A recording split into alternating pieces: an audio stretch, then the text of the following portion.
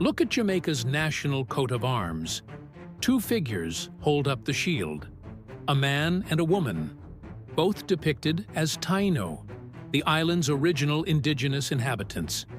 It was adopted in 1661, and it's still used on official Jamaican documents today, more than 3.5 centuries later.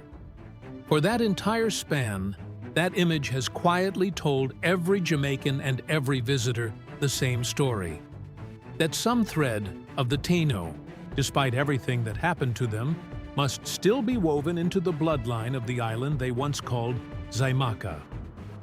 In 2017, 5 geneticists, Arej Bukhari, Javier Rodriguez Luis, Miguel Alfonso Sanchez, Ralph Garcia Bertrand, and Rene Herrera, working out of Colorado College, published the most direct test that assumption has ever received in a peer-reviewed journal called Gene.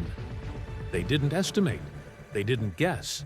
They sequenced actual mitochondrial DNA from real people across 5 islands of the Greater Antilles and measured precisely how much of it could still be traced back to the Taino. In Puerto Rico, the number came back at 61%. In the Dominican Republic, 22%. In Jamaica, the island whose own coat of arms puts 2 Taino figures front and center, the number came back at 0.5%. In neighboring Haiti, a former French colony rather than a former Spanish one, the number was 0% exactly.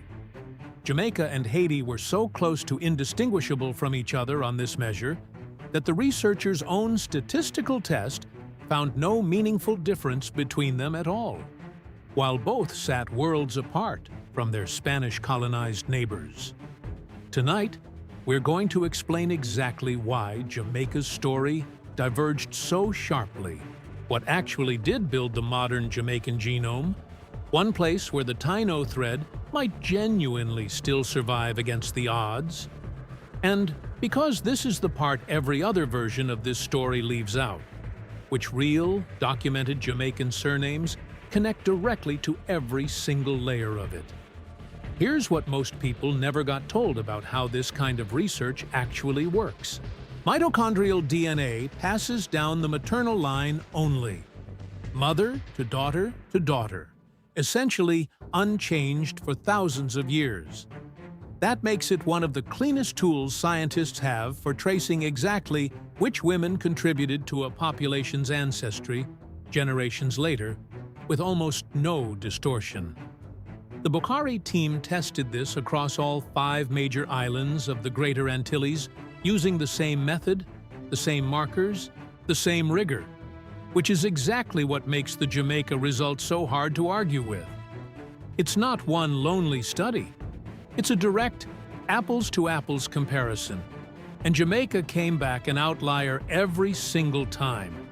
Tell us your surname and parish, and if you've ever taken a commercial DNA test yourself, tell us what your own indigenous American percentage came back as. This channel has already found real documented connections between specific Jamaican surnames and specific African, European, and Maroon lineages. Your comment might be exactly how we find the next one. Subscribe if this is new to you. New research, new surnames, every week. Quick note before we go further. The tool linked below lets you check your own surname against everything this channel has documented so far. Tonight explains the science behind the whole island's ancestry. The tool is where you find out what it means for your specific family. The explanation comes down to timing, not chance.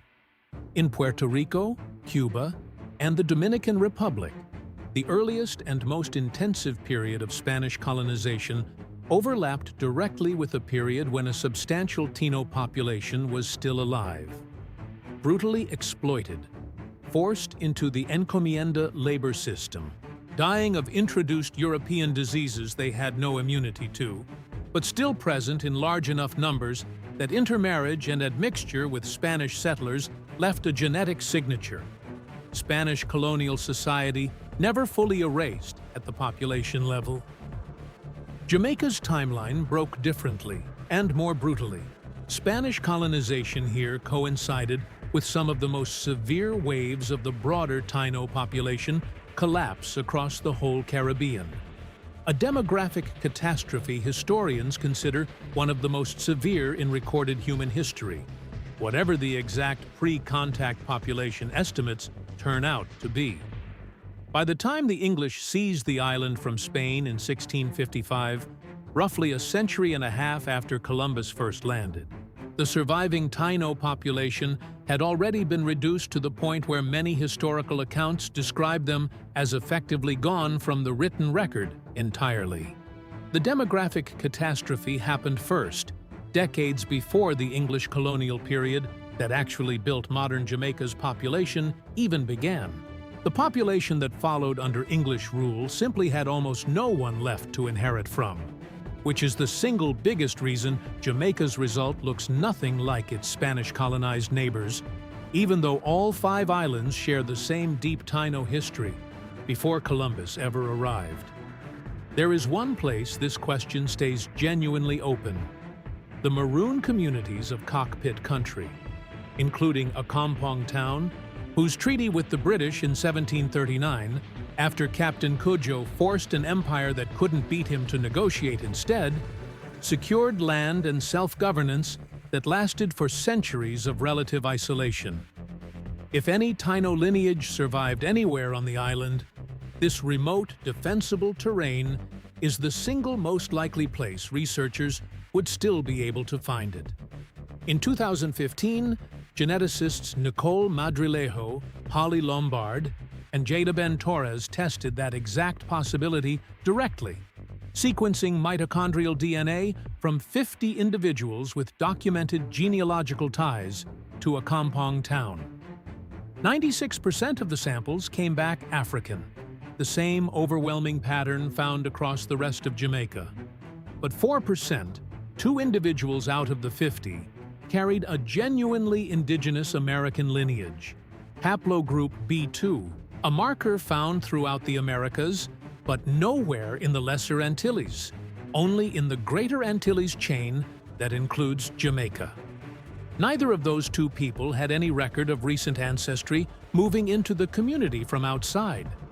The lineage had been sitting inside a kampong for generations, not arriving recently through some unrelated coincidence.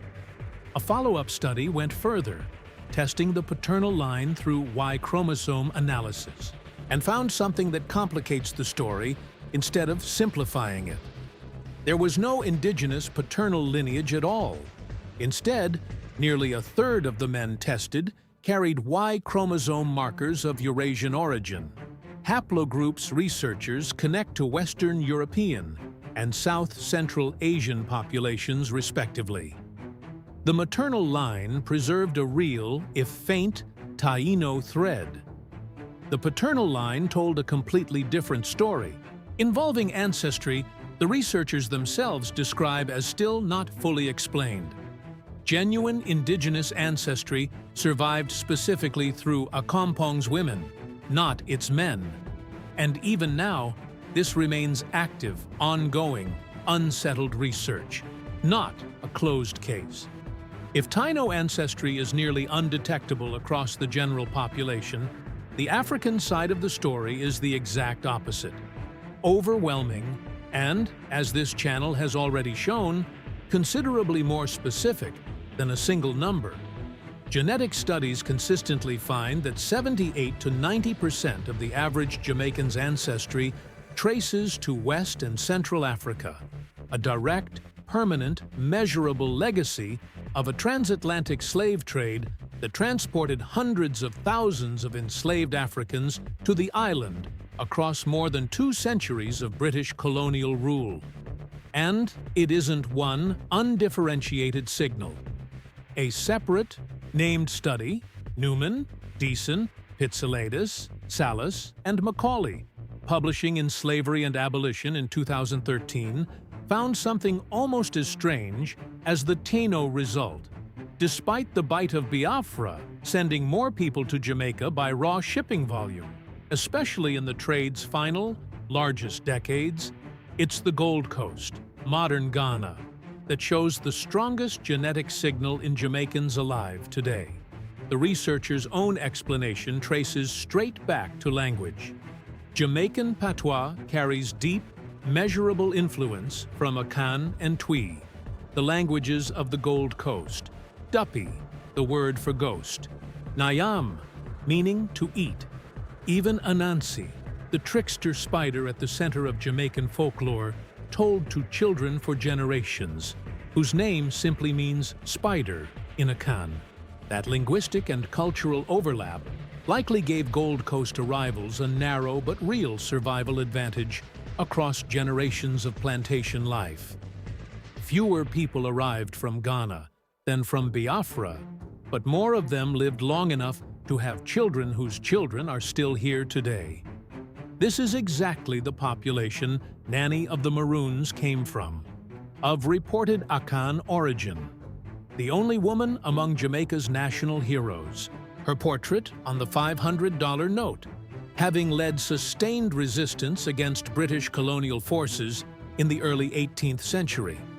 It's the same linguistic thread that shaped Cromanti, the ritual language Jamaican Maroon communities still speak in ceremony today, built almost entirely from Akan. And it's the same population documented individually, by name, in the Amity Hall Estate Inventory this channel has already gone through in detail.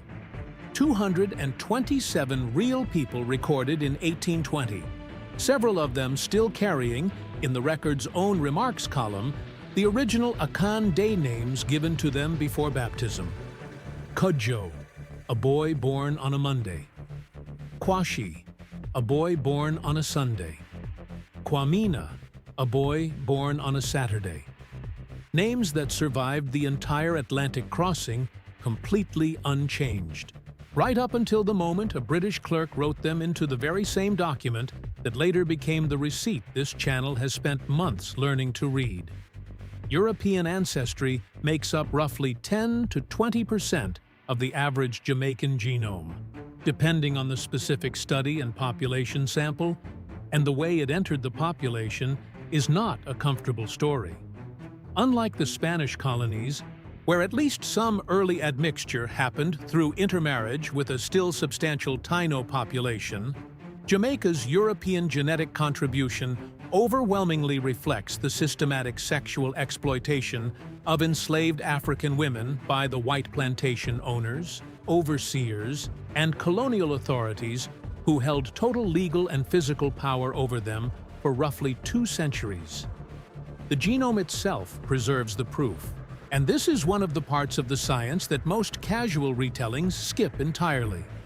Because mitochondrial DNA only tracks the maternal line, and the Y chromosome only tracks the paternal line, geneticists studying African diaspora populations across the Americas can see the asymmetry directly and consistently. European ancestry runs disproportionately through the paternal line, while African ancestry dominates the maternal line almost completely. That pattern isn't a theory or an inference. It's written permanently into the biology of millions of people, regardless of how thoroughly any individual family's history was ever documented in writing. The same pattern gave rise to Jamaica's historically significant free-colored and mixed-race population during the colonial era, people occupying a distinct and often precarious position between the enslaved majority and the small white colonial elite, a social category whose genetic legacy remains clearly detectable in the broader population today. This channel has already traced individual documented cases of exactly this pattern.